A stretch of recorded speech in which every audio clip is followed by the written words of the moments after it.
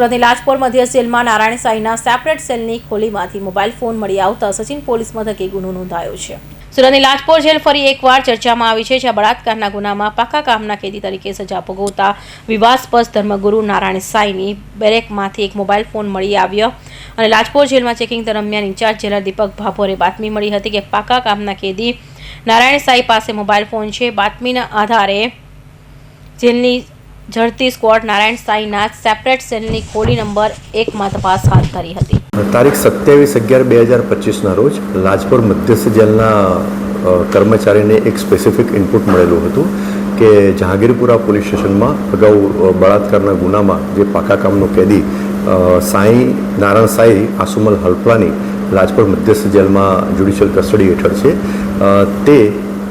તેણે મોબાઈલ અને બેટરી અને સિમ કાર્ડ એ સંતાડીને રાખેલો છે। આ સ્પેસિફિક ઇનપુટ ઉપર કાયદેસર કાર્યવાહી કરવા માટે લાજપોર મધ્યસ્થ જેલના સ્ક્વોડના અધિકારી અને કર્મચારીઓએ જે તે જગ્યાએ ઝડપી કરી। તો એમાં બેરેક નંબર 1માં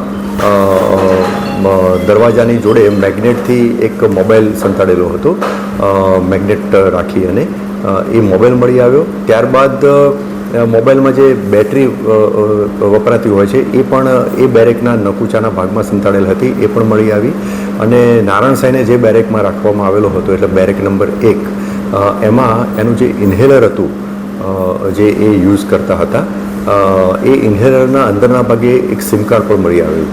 આમ મોબાઈલ, બેટરી અને સિમ કાર્ડ આમ પ્રતિબંધિત વસ્તુઓ નારાયણ સાંઈના બેરેકમાંથી મળી આવી, જે અનુસંધાને નારાયણ સાંઈના વિરુદ્ધમાં સચિન પોલીસ સ્ટેશનમાં એક ભારતીય ન્યાય સંહિતા અને ધ પ્રિઝન એક્ટની વિવિધ કલમો હેઠળ ગુનો રજીસ્ટર કરવામાં આવેલ છે।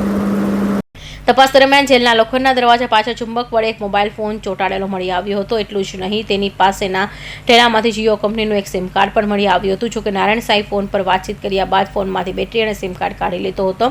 સિમ કાર્ડ તે પોતાની પાસે રાખતો હતો, જ્યારે બેટરી તે સુરક્ષા માટે સંતરી રૂમમાં છુપાવી દેતો હતો। ઝડપી દરમિયાન સિપાઈએ સંતરી રૂમના દરવાજાના અંદરના ભાગે આવેલા નકુચા પાસેથી આ છુપાયેલી બેટરી કબજે કરી હતી। Bureau report, Hind TV news, Surat.